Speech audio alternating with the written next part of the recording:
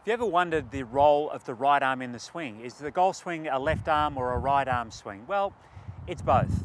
But what we're going to do in this video here is have a look at how the right arm should be placed at address, which is going to give you the maximum benefit during your golf swing. There's other videos to follow which will talk about how the right arm works during the backswing and downswing, but for today, let's see what the right arm should be doing in the golf swing. So this is the first of a series of videos. I want to talk about the right arm. We're going to start, of course, at address, just to see how the positioning of the right arm and right hand at address affects the swing after that. If I'm going to position my right arm correctly on the grip, at address, then I first of all need to hold the club correctly with my right hand. So just as a refresher, when I'm holding the club with my right hand, the bottom of the club is running across the joints of the fingers here, just like this. So when I close my right hand,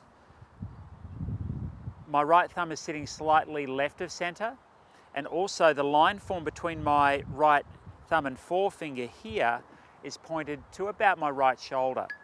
Now, for a lot of you, that's going to feel quite strange, because most players tend to hold the club too much in the palm of the hand, and so the right hand is too much under the grip, or too strong is the terminology we use for it.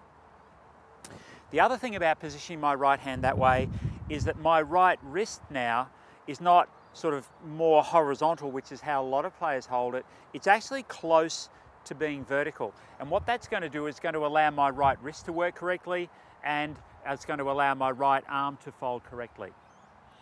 Now, let's come to the positioning of the right arm. So when I set myself up, it's a cold day today, but you can't see my elbow, but my elbow is actually pointed to my right hip. So my right elbow at the start of the swing, we can see is bent, and my right elbow is also pointed to my right hip. So it's not held in, it's not tucked in, it's not held against my side, it's definitely not straight and locked.